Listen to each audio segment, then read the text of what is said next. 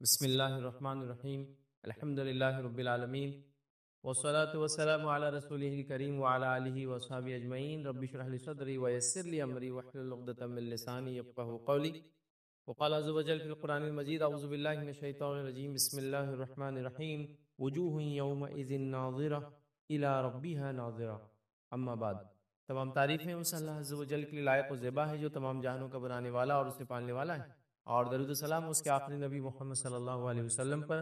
میں آپ سب کا استقبال اسلامی طرز سے کرتا ہوں۔ السلام علیکم ورحمۃ اللہ وبرکاتہ۔ الحمدللہ ہم تمام یہاں اس ہفتے واری درس کے لیے جمع ہوئے ہیں انشاءاللہ عزیز۔ اس مختصر سے وقت میں جس ٹاپک اور جس عنوان پر میں روشنی ڈالنے کی کوشش کروں گا وہ ہے دیدار الہی یاد رکھیں۔ اور دیدار الہی کا معنی یہ ہوتا ہے کہ اللہ رب العزت کا دیدار، اللہ رب العزت کو دیکھنا۔ اور یہ عنوان ایک ایسا عنوان ہے، یاد رکھیے، دیدار الہی، جس کی اہمیت یہ ہے کہ آخرت میں جب انسان جنت میں چلا جائے گا تو سب سے عظیم نعمت جو اس کو ملیں گی، یاد رکھیے آج اس عظیم نعمت کے تعلق سے یہ درس مطلب سب سے بڑی نعمت ہے۔ اور کافروں کو جو سب سے بڑا عذاب ملے گا، یاد رکھیے اس عذاب میں یہ ہے کہ وہ اپنے رب کو بنانے والے کو کبھی دیکھ نہیں پائیں گے۔ اور مومنوں کو سب سے بڑی نعمت جو جنت میں ملنے والی ہے وہ یہی نعمت ہے، یاد رکھیے، کہ وہ اپنے رب کو دیکھیں گے۔ یاد رکھیے تو دیدار الہی یاد رکھیے آج کا لیکچر جو ہے یہ سب سے عظیم، سب سے بڑی نعمت ہے جو اللہ رب العزت اپنے بندوں پر اپنے فضل، اپنے جود اور اپنے کرم سے کرنے والا ہے۔ اور یہی جس کو کہیں گے آخرت کے اعتبار سے سب سے بڑی نعمت ہے، اور کافروں کے لیے سب سے بڑا عذاب ہے کہ وہ کبھی نہیں جان سکیں گے کہ ان کے بنانے والا، ان کا کریٹر، ان کا خالق کون ہے، یاد رکھیں۔ تو لہٰذا اللہ رب العزت کو دنیا میں تو ظاہر سی بات ہے انسان کے لیے دیکھنا ناممکن ہے، لیکن یہ نعمت جو ہے انسان کو جو ہے آخرت میں ملیں گی، یاد رکھیں۔ اس چیز کو بھی ہم کو سمجھنا، یاد رکھیں۔ تو یہ آخرت کی نعمت ہے، اور اس کا وعدہ اللہ رب العزت نے ہر مومن کے، ہر متقی کے لیے کیا ہے جو جنت میں جائیں گا اور وہ پھر اپنے رب کا دیدار کریں گے۔ آئیے اس کے تعلق سے ایک حدیث دیکھتے ہیں۔ حدیث یاد رکھیں اس طرح سے کہ صحیح مسلم کی روایت، اللہ کے رسول صلی اللہ علیہ وسلم فرماتے اور کہتے ہیں، یاد رکھیے اس طرح سے حدیث یاد رکھیے، اور جو ہے صہیب رومی رضی اللہ عنہ اس کے راویوں فرماتے ہیں کہ اللہ کے رسول صلی اللہ علیہ وسلم نے فرمایا، جب جنت والے جنت میں داخل ہو جائیں گے اور اس وقت اللہ تبارک و تعالیٰ فرمائیں گا تمہیں کوئی چیز چاہیے جو تمہیں مزید عطا کروں؟ مطلب جنت میں پوچھا جائے گا کیا تمہیں کچھ چاہیے جو میں تمہیں اور دوں، چیز جو ہے تمہیں مزید عطا کروں؟ وہ جواب دیں گے کہ کیا تو نے ہمارے چہرے کو روشن نہیں کیا؟ تو جنتی کہیں گے اللہ تو نے ہمارے چہرے کو کیا روشن نہیں کیا؟ کیا تو نے ہمیں جنت میں داخل نہیں کیا؟ مطلب یہ لوگ جواب دے رہے کہ اللہ تو نے ہمارے چہرے کو روشن کیا، مطلب جنتی بن گئے ہم، تو نے ہمیں جنت میں داخل کیا اور دوزخ سے نجات نہیں دی، مطلب تو نے ہم کو دوزخ سے نجات دی۔ آپ صلی اللہ علیہ وسلم نے فرمایا چنانچہ اس پر اللہ رب العزت جو ہے پردہ اٹھا دیں گا تو انہیں کوئی چیز ایسی عطا نہیں ہوں گی جو انہیں اپنے رب عز و جل کے دیدار سے زیادہ محبوب ہوں گی۔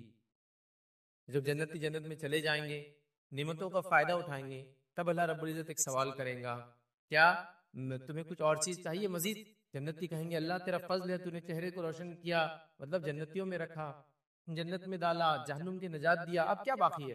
تو اللہ رب العزت پھر پردہ ہٹا دیا جائے گا اور وہ اپنے رب کو دیکھیں گے۔ اور اللہ کے رسول صلی اللہ علیہ وسلم فرماتے اور کہتے ہیں، اور اللہ رب العزت کے دیدار سے زیادہ محبوب کوئی چیز ان کو نہیں ہوگی، مطلب یہ سب سے محبوب چیز ہوں گی، یاد رکھیں۔ اس کا مطلب وہ جنت کی سب سے بڑی نعمت یہی ہے، اور جہنمیوں کا سب سے بڑا عذاب بھی یہی ہے۔ جنتیوں کی سب سے بڑی نعمت یہ کہ اپنے رب کو پیدا کرنے والے کو دیکھ پائیں گے، اور جہنمیوں کا سب سے بڑا عذاب یہ ہوگا کہ اپنے خالق کو کبھی دیکھ نہیں پائیں گے، یاد رکھیے۔ تو یہ بڑی اہم چیز ہے۔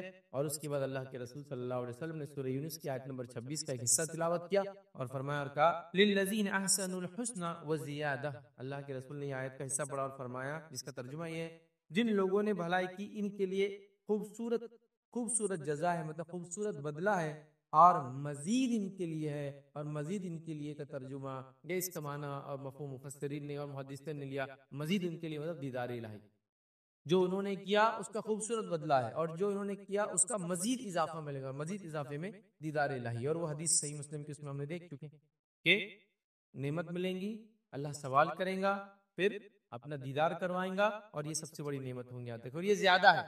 جنت میں جانا یہی سب سے بڑی نعمت تھی کہ انسان کے لیے، مطلب جہنم سے نجات، اور زیادہ ان کو دیا جائے گا، اور زیادہ سے مراد اللہ رب العزت کا دیدار ہے، یاد رکھے۔ تو لہٰذا اللہ رب العزت کا دیدار یاد رکھیے، یہ بڑی عظیم نعمت ہے۔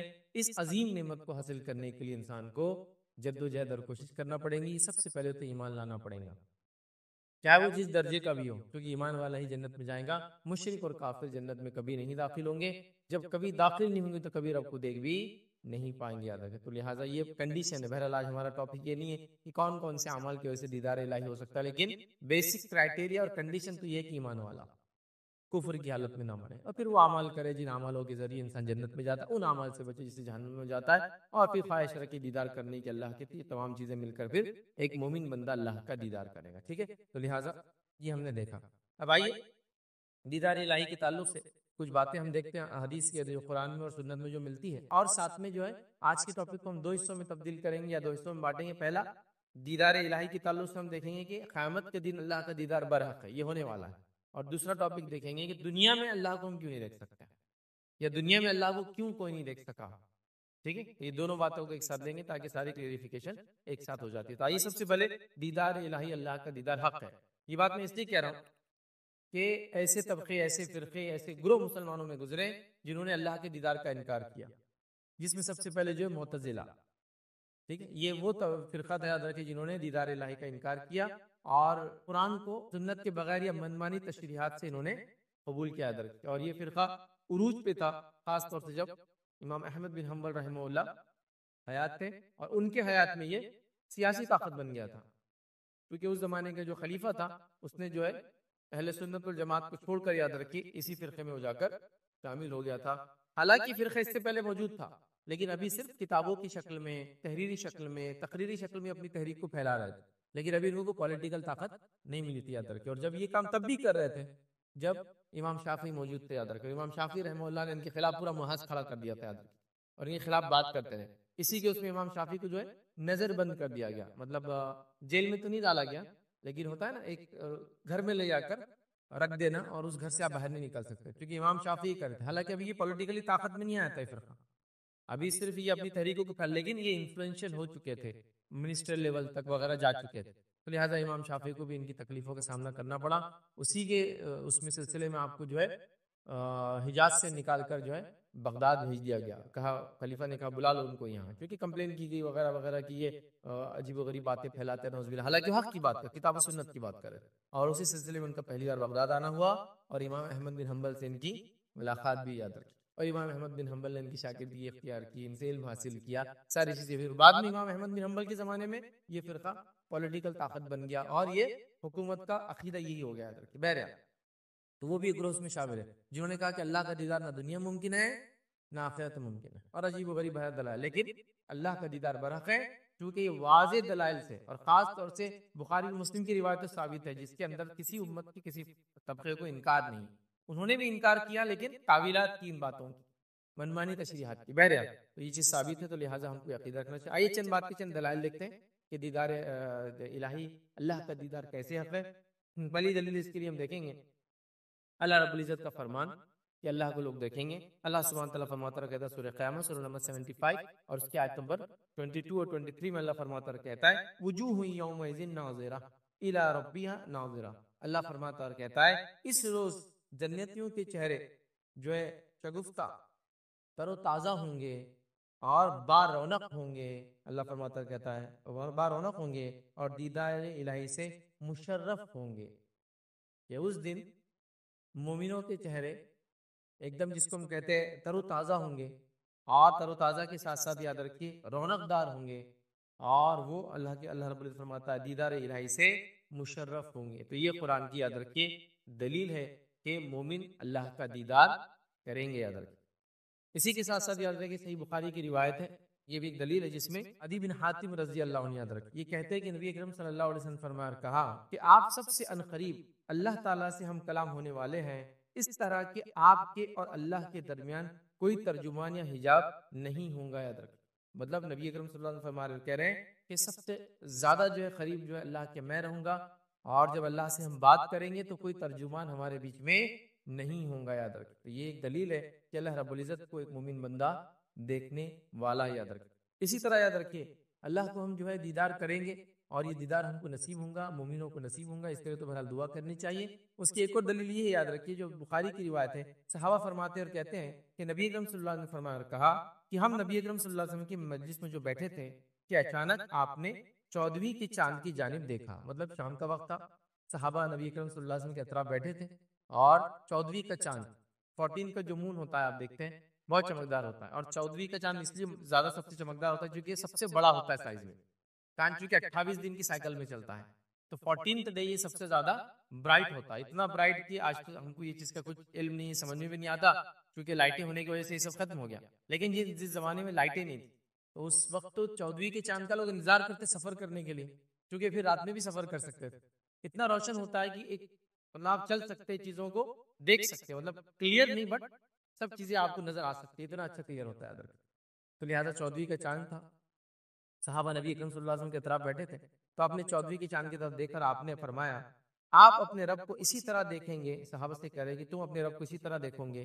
جس طرح یہ چاند دیکھ رہے ہو، مطلب تم لوگ اللہ تعالیٰ کو ویسے ہی دیکھو گے جس طرح سے چاند کو دیکھ رہے ہیں، اور رب تعالیٰ کو دیکھنے میں کوئی مشکل نہیں ہوگی، اور اللہ تعالیٰ کو دیکھنے میں تم لوگوں کو کوئی مشکل نہیں ہوگی، اگر آپ نماز عصر اور نماز فجر کو وقت پر ادا کرنے کی استطاعت پاتے ہیں تو ایسا کرتے رہیں، مطلب 14ویں کا چاند ہے، صحابہ موجود ہے، نبی کریم صلی اللہ علیہ وسلم فرما رہے ہیں جس طرح سے تم 14ویں کے چاند کو دیکھتے ہو اسی طرح اپنے رب کو روز قیامت دیکھو گے، اور اس کے لیے جو چیز کرنا ہے وہ ایک بات بھی اس کے اندر آ رہی ہے، کہا اگر نماز عصر نماز فجر کو وقت پر ادا کرنے کی استطاعت پاتے ہو تو ایسا کرتے رہنا، دیدار الہی کی بات ہو رہی ہے اور عصر اور فجر کی بات کی جا رہی ہے، اس سے علماء لکھتے ہیں کہ عصر اور فجر کی نماز جو پڑھے گا ریگولرلی وہ دیدار الہی کرے گا، یا ایک سبب ہے یہ دیدار الہی کا، آپ کو یہ کہیں گے باقی 3 نمازوں کا کیا، 5 ہے نا ٹوٹل نماز،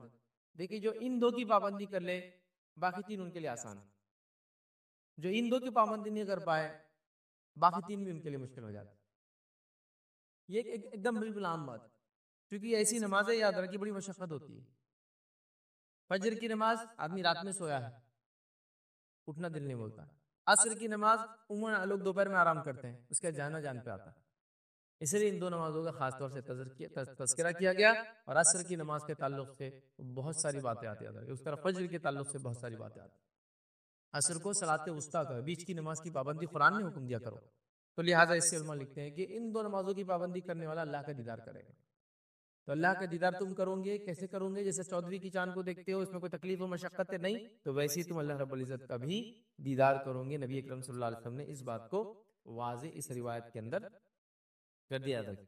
اب ایک بات یاد رکھیے وہ آتی ہے جو لوگ دلائل کے طور پہ پیش بھی کرتے ہیں، اس بات کو یاد رکھیں اہل سنت والجماعت میں سے نہیں لیکن دیگر لوگ بھی کرتے ہیں، کبھی کنفیوژن ہوتا ہے قرآن کو جب ہم پڑھتے ہیں تو دیکھیے قرآن کی آیت ہے جو سورہ انعام سورہ نمبر 6 سورہ نمبر 6 آیت نمبر 103 103 ہے، اللہ فرماتا اور کہتا ہے لا تدرک الابصار وهو يدرك الابصار وهو اللطیف الخبیر، یہ آیت یاد رکھیے بہت سے لوگ پیش بھی کرتے ہیں جو قرآن کو یا سنت کو ایک ساتھ نہیں سمجھتے ہیں، منمانی کر کے سمجھنے کی کوشش کرتے ہیں، تو وہ لوگ یہ آیت پیش کرتے ہیں کہ اللہ فرمان لا تدرک الابصار، کیا ہے اس کا ترجمہ، اسے نگاہیں نہیں پاتی اور وہ سب کو نگاہوں کو پاتا ہے، مطلب اللہ کو کوئی نہیں دیکھ سکتا اور وہ سب کو دیکھ رہا ہے، یہ اس کا عام ترجمہ ہے، تو وہ لوگ لا کے اس کو پیش کرتے ہیں، لیکن یاد رکھیے یہاں جو بات ہو رہی ہے یہ بات بالکل درست ہے کہ اللہ کا ادراک کوئی نہیں کر سکتا ہے، اور ہم اللہ کے دیدار کی بات کر رہے ہیں، دیدار مطلب دیکھنا، ادراک مطلب گھیرنا، مطلب کیا ہوا جو ہم بات کریں کہ اللہ کا دیدار ہم کریں گے کیسے، جیسے 14ویں کی چاند کو کرتے ہو، ٹھیک ہے، تو 14ویں کی چاند کو ہم دیکھ سکتے ہیں، دیدار کر سکتے ہیں، اس کا ادراک کر سکتے ہیں، اس کو گھیر سکتے نہیں، چاند کتنا بڑا ہے آپ کو بتائے، ادراک میں کتنا بڑا ہے وہ آئیں گا، کتنا چوڑا ہے، لیکن ہم وہ سب نہیں دیکھ سکتے، خالی کیا کر سکتے اس کو یہاں سے زمین پہ سے دیکھ سکتے ہیں، دکھتا تو ہے نا، ادراک نہیں کر سکتے اس کا گھیراؤ کتنا بڑا، چاند بہت بڑا ہے، ہم کو تو بالکل اتنا چھوٹا دکھتا ہے، یاد رکھیے، ٹھیک ہے، تو لہٰذا یہاں جو ہم بات کر رہے ہیں یاد رکھیے وہ دیدار کی ہے، پرانی آیت بھی جو بات کری کہ اس کو ادراک کوئی نہیں کر سکتا اور وہ سب کو ادراک کرتا ہے، تو یہ بات بالکل درست ہے، دنیا میں بھی درست ہے کہ اللہ کو ادراک نہیں کر سکتا، اور آخرت میں بھی درست ہے اللہ کا ادراک کوئی نہیں کر سکتا ہے، لیکن دنیا میں اللہ کا دیدار کوئی نہیں کر سکتا، لیکن آخرت میں دیدار کریں گے، ادراک نہ دنیا میں ہوگا نہ آخرت میں ہوگا، لیکن دیدار دنیا میں نہیں ہوگا، مومنوں کو آخرت میں ہوگا، صرف یاد رکھیں، تو یہ آیت کو اس معنی میں لے، پھر آگے اللہ وہو اللطیف الخبیر، اور وہ نہایت باریک ہے اور خبر رکھنے والا ہے، تو لہٰذا اگر کوئی یہ دلیل دے کہ بھائی اس سے تو پتہ چل رہا ہے ادراک نہیں ہوگا، تو ہاں ہم بھی بولتے ادراک نہیں ہوں گا، کوئی نظر اس کا ادراک نہیں کر سکتی، وہ ساری نظروں کا ادراک کر سکتا ہے لیکن اس کو دیکھ سکیں گے آخرت میں، ادراک تو نہیں کر سکتے. سورج ہے، ایک روایت میں اللہ کے فرمائے کہ جیسے تم سورج کو دیکھ سکتے ہو دن میں، کوئی تکلیف ہوتی ہے؟ سورج کو دیکھ سکتے آپ لیکن زیادہ دیر تک نہیں، چاند کو زیادہ دیر تک دیکھ سکتے ہیں لیکن کیا سورج کا ادراک کر سکتے؟ اف کتنا بڑا ہے وہ، ہماری دنیا سے کتنا بڑا ہے، کئی ہزاروں دنیا میں سما سکتی ہے نا، تو ہم دیکھ سکتے لیکن ادراک نہیں کر سکتے. تو لہٰذا یہاں ادراک کی بات ہو رہی ہے، اور ہم بات کریں دیدار کی، تو دیدار تو آخرت میں ہوں گا لیکن ادراک تو وہاں بھی نہیں کر پائیں گے، ہے نا. جیسا چاند کو ہم یہاں سے دیکھ سکتے ہیں کتنا بڑا ہے، کتنا چوڑا ہے، حقیقی روشنی ہو تو اس پہ جا کے پتہ چلیں گے، وہ کبھی نہیں کر سکتے. ٹھیک ہے، تو اس بات کو بھی ہم کو سمجھنے کی ضرورت ہے. تو کوئی اگر یہ دلیل دے تو اس کو ہم اس طرح سے سمجھتے ہیں. یاد رکھیں اس طرح سے بخاری کی روایت، اس میں اللہ کے رسول صلی اللہ علیہ وسلم نے دیدار کے بارے میں بیان کیا، فرمایا آپ اپنے رب کو جو ہے روبرو دیکھو گے. صحابہ سے کہا کہ تم اپنے رب کو روبرو سمجھتے نا، اور روبرو کی جب بات آتی ہے یاد رکھیے تو آمنے سامنے ہونا ضروری ہوتا ہے، اور آمنے سامنے روبرو اس کو بولتے ہیں جو دکھتا ہے، ورنہ کیا بولتے ہیں پردہ پوش، پردے کے پیچھے سے. روبرو کب بولیں گے؟ جب میں آپ کو دیکھ سکتا ہوں اور آپ مجھے دیکھ سکتے ہو. جیسے کسی نے پوچھا آپ فلاں جگہ گئے تھے کہاں، انہوں نے بات کی کہ آپ سے روبرو کی، آپ بولے کہ نہیں وہ تو پردے کے آڑ میں تھے، نہیں دیوار کی وجہ سے کیے، نہیں فون پہ کیے، نہیں میسج بھیجے تھے. تو روبرو کا معنی تھا سامنے. تو یہ اللہ کے فرمایا بخاری میں تم روبرو ہوں گے، اور روبرو میں دیکھنے کا معاملہ ہوتا ہے. یاد رکھیے.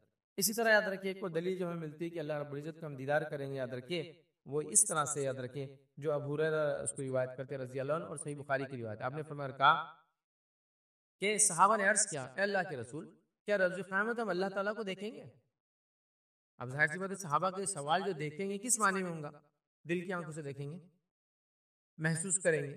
دیکھیں گے سے مراد یہ ہے کہ محسوس تو یہاں بھی کریں نا اللہ کی خشیت، ڈر وغیرہ سب، لیکن دیکھیں گے کیا؟ کیا ہم دیکھیں گے؟ فرمایا اگر مطلع صاف ہو تو کیا آپ سورج کو دیکھ سکتے ہیں؟ مطلب اگر ابر نہ ہو تو کیا تم لوگ سورج کو دیکھ سکتے ہو اور اس میں کوئی دقت محسوس کرتے ہو؟ صحابہ نے عرض کیا نہیں. پھر ابھی اکرم صلی اللہ علیہ وسلم نے فرمایا کہ اگر مطلع صاف ہو، مطلب بادل وغیرہ نہ ہو آسمان میں، تو کیا تم 14ویں کی رات میں چاند کو دیکھ سکتے ہو؟ صحابہ نے کہا بغیر مشقت کی ہاں بالکل ہم دیکھ سکتے ہیں، بغیر مشقت دیکھ سکتے ہیں. تو رسول اکرم صلی اللہ علیہ وسلم نے فرمایا کہ آپ اللہ کو بھی روز قیامت اسی طرح دیکھو گے. تو تم لوگ اللہ تعالیٰ کو بھی روز قیامت اسی طرح دیکھو گے، ادراک نہیں کر پائیں گے لیکن دیدار ہوں گا. یاد رکھیے، اور اللہ کا دیدار یہ سب سے بڑی دلیل ہے. اب آئیے اللہ کے دیدار کے تعلق سے یہ برق ہے. چھوٹا سا واقعہ سناتا ہوں امام احمد بن حنبل رحمہ اللہ کے زمانے میں، کیونکہ ان کے زمانے میں تو یہ فتنہ بڑا عام ہو گیا تھا کہ اللہ کا دیدار نہیں ہوگا. تو ایک شخص کے تعلق سے آپ کو بتایا گیا کہ وہ یہ کہتا ہے کہ قیامت کے دن اللہ کا دیدار نہیں ہوگا. دنیا میں تو نہیں ہوگا یہ بات تو ہے، لیکن قیامت دن بھی نہیں ہوگا. تو امام احمد بن حنبل اس کو جواب دیتے اور کہتے ہیں جو قیامت کے اللہ کے دیدار کا منکر ہو، وہ چاہے کوئی بھی ہو، پکا کافر ہے. جو شخص اللہ کے دیدار کا دنیا میں منکر ہے، کیا فرمانا، چاہے کوئی بھی ہو. کیونکہ اس زمانے میں کیا ہوگا تو معلوم آپ کو، خلافت کے لیول تک لوگ بگڑ چکے تھے، اور خاص طور سے جو ہے معتزلہ فرقہ بالکل طاقت میں آ چکا تھا، بلکہ وہ اب حکومت میں آ چکے تھے. یاد رکھیں. اور امام احمد بن حنبل میں بڑے ظلم ڈھائے انہوں نے، بڑے ظلم ڈھائے. اتنا کہ روایتوں میں آتا ہے کہ آپ کو قید میں ڈال دیا گیا اور پبلکلی اتنے کوڑے مارے جاتے لا کر آخر میں، لیکن پبلک پریشر آیا، لوگوں نے دیکھا اور برداشت نہیں کر پائے، تھوڑی آواز اٹھا لی، عوام کہیں باغی نہ ہو جائے، تو بہرحال آپ کو چھوڑ دیا گیا، لیکن آپ پہ کڑی نظر رکھی جاتی تھی. جیسے اس سے پہلے امام شافعی کے ساتھ کیا گیا تھا، انہی کے دور میں، ابتدائی دور میں ان کی زندگی کی، جب وہ امام شافعی کے خلاف بھی ایسی کمپلینس ڈالے انہوں نے، لیکن ابھی وہ حکومت میں سیاست کے لیول پہ آ چکے تھے، لیکن خلافت کے لیول پر نہیں تھے. لیکن اب تو خلیفہ ہو چکے تھے. تو آپ کیا فرما رہے ہیں؟ جو قیامت کے دن اللہ کے دیدار کا منکر ہو، چاہے کوئی بھی ہو، کوئی بھی ہو سکتا ہے، وہ پکا کافر ہے. پھر آگے کہتے ہیں اس پر اللہ کی لعنت اور غضب ہے. پھر آگے فرماتے ہیں کہ اللہ نے یہ نہیں فرمایا، کہ اللہ نے یہ نہیں فرمایا. کیا فرمایا؟ جو ہم نے ابھی بھرا سورہ قیامہ کی آیت دیکھی، اس کا ترجمہ ہے اس روز کچھ چہرے تر و تازہ ہوں گے اور رونق دار ہوں گے، اپنے رب کی طرف دیکھ رہے ہوں گے. کہا یہ نہیں دیکھا قرآن کہتا.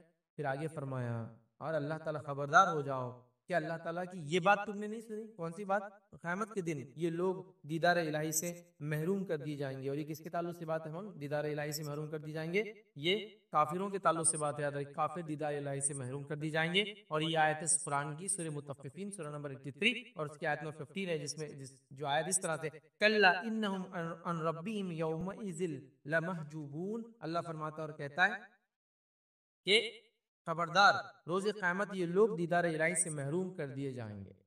آپ نے فرمایا جو شخص یہ کہے کہ اللہ کا دیدار قیامت دن نہیں ہوگا, وہ سب سے پہلے تو کافر ہے. پھر فرمایا اللہ کی لعنت اس پہ ہو, اللہ کا غضب اس پہ ہو. کیا اس نے یہ نہیں پڑھا کہ اللہ کو وہ لوگ دیکھیں گے مومن لوگ؟ اور کیا اس نے یہ نہیں پڑھا کہ کافر اللہ کا دیدار نہیں کر پائیں گے؟ قرآن کی آیت. تو کافر اللہ کا دیدار نہیں کریں گے, مومن اللہ کا دیدار کریں گے. تو آپ نے ایسے شخص کو کافر قرار دیا ہے. تو لہٰذا دیدار الہی حق ہے اور یہ بہت عظیم نعمت ہے. یاد رکھیں. آئیے آگے بڑھتے ہیں. اسی طرح ایک اور واقعہ آتا ہے, یاد رکھیے واقعے کو بھی دیکھتے ہیں. ایک گروہ کہا کرتا تھا کہ فرمان باری تعالیٰ, مطلب اللہ تعالیٰ کا جو حکم ہے, جو ہم نے بھی دیکھا کہ کچھ روز اس دن تر و تازہ ہوں گے, اپنے رب کی طرف دیکھ رہے ہوں گے, اس کے بارے میں وہ کہتے تھے اپنے رب کی طرف دیکھ رہے ہوں گے, یہ صرف جو ہے ثواب مراد ہے. ثواب مراد ہے مطلب وہ ان کو اجر ملے گا اس کا, دیکھ رہے ہوں گے کہ ہاں یہ مراد ہے. میں نے امام مالک رحمۃ اللہ علیہ کو فرماتے ہوئے سنا. اب یہ کہہ رہے کچھ لوگوں کا یہ عقیدہ, لیکن امام مالک کیا کہتے تھے وہ ریپیٹ کر رہے تھے. امام مالک کو یہ فرماتے ہوئے سنا کہ یہ جھوٹ اللہ کے اس فرمان کا کیا جواب دیں گے. مطلب یہ جو جھوٹے لوگ ہیں وہ اللہ کے اس فرمان کا کیا جواب دیں گے؟ کون سا فرمان؟ سورہ مطففین سورہ نمبر 83 آیت نمبر 15, 83 کا 15. کون سی آیت ہے؟ وہی خبردار, قیامت کے دن یہ لوگ دیدار الہی سے محروم کر دیے جائیں گے. تو جب امام مالک کے پاس یہ بات پہنچی, کیونکہ کچھ لوگ یہ کہتے ہیں کہ دیدار الہی روز قیامت نہیں ہوگا, تو امام مالک کہہ رہے ہیں کہ وہ لوگ جھوٹے ہیں. اور اس کا کیا جواب دیں گے جس آیت میں اللہ فرما رہا ہے قیامت دن کافر اللہ کو نہیں دیکھ پائیں گے. جب کافر اللہ کو نہیں دیکھ پائیں گے تو اس کا الٹ کیا ہوگا؟ مومن اللہ کو دیکھ پائیں گے. ٹھیک ہے, تو آپ نے بھی یہ دلیل رکھی, اور یہ وہی دلیل ہے جو امام احمد بن حنبل نے بھی یاد رکھی اپنے دور میں رکھی. تو اہل سنت والجماعت میں اس مسئلے میں کوئی اختلاف نہیں ہے کہ اللہ کا دیدار روز قیامت مومن کرنے والے ہیں, اور ہمیں بھی یہی عقیدہ رکھنا چاہیے. اس کے برعکس کسی قسم کا عقیدے میں فسق اور فجور اور گڑبڑ ہم نے نہیں کرنا چاہیے. اس معاملے میں محتاط اور احتیاط کرنا چاہیے. تو یہ ہمارا فرسٹ پارٹ تھا کہ دیدار الہی برحق ہے. اب آئیے سیکنڈ پارٹ کی طرف بڑھتے ہیں. اللہ کا دیدار ہم دنیا میں کیوں نہیں کر سکتے؟ کہ کیا وجوہات ہے کہ اللہ کا دیدار ہم دنیا میں نہیں کر سکتے؟ ٹھیک ہے, تو اس کے تعلق سے کچھ باتیں دیکھتے ہیں کہ ہم دنیا میں اللہ کا دیدار کیوں نہیں کر سکتے. یاد رکھیں, دیکھیے دنیا میں اللہ کا دیدار سیدھے دیکھنا جس طرح سے قیامت دن دیکھیں گے شخصی طور سے, یہ ممکن نہیں. لیکن اگر مانوی طور سے خواب کے اعتبار سے لیا جائے تو ایک الگ بات. جیسے اللہ کے رسول صلی اللہ علیہ وسلم کی وہی حدیث بڑی مشہور ہے, تم اللہ کی بات ایسے کرو جیسے کہ اللہ کو دیکھ رہے ہو, ہے نا, احسان اس کو بولتے ہیں. وہ حدیث جبرائیل ایمان اسلام اور احسان جس میں, اور اگر ایسا نہیں سمجھتے ہو, مطلب ایسا نہیں کر سکتے ہو, تو یہ جان لو اللہ تمہیں دیکھ رہا ہے. تو یہ مانوی طور سے ہوا, مطلب ایسی خالص عبادت اللہ کے لیے کہ اللہ کو میں دیکھ رہا ہوں جیسے, ورنہ یہ جان لے کہ اللہ ہمیں دیکھ رہا ہے, یہ ہو گیا. خواب کی طور پہ ہو سکتا ہے. نبی اکرم صلی اللہ علیہ وسلم نے خواب دیکھا, آپ نے روایت میں فرمایا کہ کل رات میں نے خواب میں اپنے رب کو دیکھا. تو اللہ تعالیٰ کو اللہ کے رسول صلی اللہ علیہ وسلم نے خواب میں دیکھا, اور میرے رب نے میرے سینے کو چھوا, اور میں نے اپنے رب کی انگلیوں کی ٹھنڈک اپنے سینے پر محسوس کی. اس سے پتہ چلا خواب میں اللہ کو اللہ کے رسول صلی اللہ علیہ وسلم دیکھا, تو یہ خواب کا معاملہ ہو, دنیا میں نہیں دیکھ سکتا کوئی. دوسرا پتہ چلا کہ اللہ رب العزت کے انگلیاں ہیں, اور اس کی ٹھنڈک جو ہے اللہ کے رسول فرمایا میں نے اپنے سینے پر جب اور اپنے ہاتھ رکھا تو میں نے اس کو محسوس کی. لیکن کیا ہمارے ایسی 5 انگلیاں ہیں؟ ہم نہیں جانتے. حدیث میں یہ بات تو ہے کہ اللہ تعالیٰ کو 2 ہاتھ ہیں, دونوں ہاتھ لیکن سیدھے ہیں, کیسے ہم نہیں جانتے.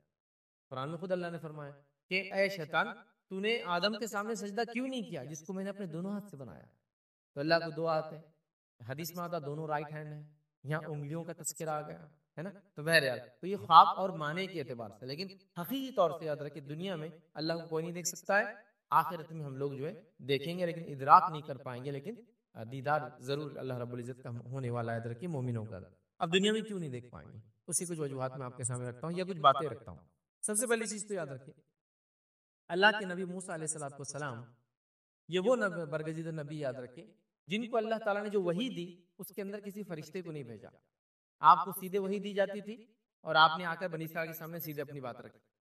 تو موسیٰ علیہ السلام سے اللہ نے سیدھے کلام کیا، جس سے آپ کا لقب پڑا کلیم اللہ. اللہ نے جن سے ڈائریکٹ کلام کیا. ٹھیک ہے. اللہ رب العزت قرآن میں فرماتا کہتا ہے سورہ قصص آیت نمبر 30 میں اللہ فرماتا کہتا ہے پھر جب وہ وہاں پہنچا تو وادی کے داہنے کنارے سے برکت والے خطے میں درخت سے پکارا گیا، اے موسیٰ میں ہی اللہ ہوں اور تمام مخلوقات کا میں ہی حاجت روا ہوں. تو اللہ رب العزت موسیٰ علیہ السلام کو بلایا.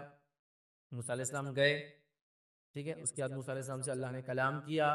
کلام کیسے کیا کہ ایک جگہ بلایا گیا، ایک جھاڑ کے پیچھے سے آواز آئی، لیکن موسیٰ علیہ السلام تب بھی اللہ رب العزت کو دیکھا نہیں، چونکہ ممکن نہیں تھا. آگے اللہ فرماتا اور کہتا ہے اور جب کتاب تورات دینے کے لیے اللہ رب العزت نے موسیٰ علیہ السلام کو بلایا تو موسیٰ علیہ السلام نے کیا کہا، ربی ارینی انظر الیک. موسیٰ علیہ السلام گئے اللہ کے پاس اور کہا، اے میرے رب مجھے اپنے آپ کو دکھا دے، میں تجھ کو دیکھوں. پہلے جب آپ کو نبوت ملی، جب اللہ کو دیکھا نہیں آپ نے، لیکن بعد میں وقتاً فوقتاً اللہ سے آپ کی بات ہوتے رہی. اب جب توریت لینے آپ گئے تو آپ نے ایک خواہش رکھی، اے اللہ میں تجھے دیکھنا چاہتا ہوں. ٹھیک ہے. اور موسیٰ علیہ السلام ہی وہ نبی ہے جو یہ کہہ سکتے تھے. وجہ یہ ڈائریکٹ اللہ سے بات کر رہے تھے، خواہش تو ہوں گی نا جس سے میں ڈائریکٹ بات کر رہا ہوں اس کو دیکھوں. تو آپ نے اظہار کر دیا. اللہ رب العزت نے فرمایا کہا، اللہ تعالیٰ نے فرمایا تم مجھ کو ہرگز نہیں دیکھ سکتے، البتہ پہاڑ کی طرف دیکھو، اگر وہ اپنی جگہ پر قائم رہ جائے تو تم مجھ کو بھی دیکھ سکو گے. پھر جب ان کے رب نے پہاڑ پر اپنی تجلی ڈالی تو اس کو ریزہ ریزہ ہی پہاڑ ہو گیا اور موسیٰ علیہ السلام بے ہوش ہو کر گر پڑے. جب موسیٰ علیہ السلام کو خواہش ہوئی کہ میں اللہ کو دیکھوں، توریت لینے جا رہا ہوں، اللہ نے کہا ٹھیک ہے پہلے اس پہاڑ کو دیکھو. اگر اس پہاڑ کو تم دیکھ پائے، مطلب اللہ کی تجلی جب اس پہ پڑیں گی، اس سے جو روشنی، چونکہ اللہ نور ہے، پڑیں گی، اگر تم اس کو دیکھ پائے اس حالت کو تم مجھے دیکھ پاؤ. جب اللہ کی تجلی اس پہاڑ پر پڑی، پہاڑ ریزہ ریزہ ہو گیا، ذرات میں تبدیل ہو کے اڑ گیا.